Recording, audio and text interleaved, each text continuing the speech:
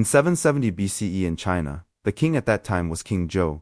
King Zhou ruled a vast kingdom from his grand palace in Xi'an. But despite his power, he was miserable. His favorite wife, Bo-si, was breathtakingly beautiful, yet notoriously cold. She never laughed, never smiled, no matter how much gold he gave her, or how many exotic dances he ordered for her. It was as if a shadow had fallen over her heart, and King Zhou was determined to chase it away. One day, a cunning courtier named Guo Shifu whispered a dangerous idea. "Your Majesty, we have beacon towers across the kingdom. They're meant to signal real emergencies, like invasions.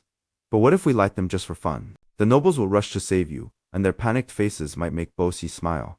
King Zhou loved the idea that night. He ordered the towers lit. Flames shot into the sky, blazing like giant torches. Noble lords across the land saw the signals and feared the worst. The kingdom is under attack. They scrambled to gather their armies, mounting horses, grabbing swords, and marching through the night. Some even forgot to eat or sleep, driven by the urgency to protect their king. By dawn, the first noble armies arrived at the palace gates, sweaty and out of breath. But instead of enemy forces, they found King Zhou and Bo-si on the palace balcony, sipping wine and laughing at their confused faces. Bo-si, for the first time, cracked a smile, maybe even a laugh as she watched the nobles realize they'd been tricked. The nobles were furious. "This is an insult," they whispered.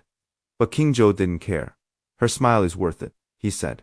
And he did it again and again. Each time the nobles grew angrier. But King Zhou was addicted to that fleeting smile. Then, the unthinkable happened. A real enemy, the Quanrong nomads, invaded. Their armies charged toward Heojing, burning villages and killing anyone in their path.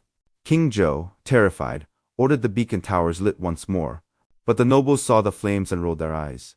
"It's just the king's stupid game," they said. "We won't be mocked again." No armies came. The Quanrong reached the palace and King Zhou fled. They caught him on a nearby mountain, killing him and capturing Bo-si.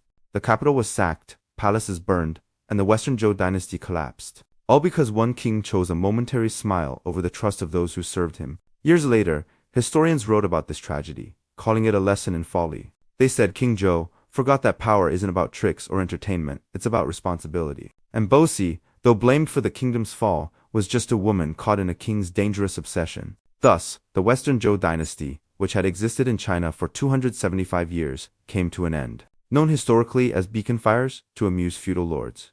If you enjoyed this tale, please leave a like. China's 5,000 years of history are full of amazing stories. Follow me and I'll share them one by one. See you next time.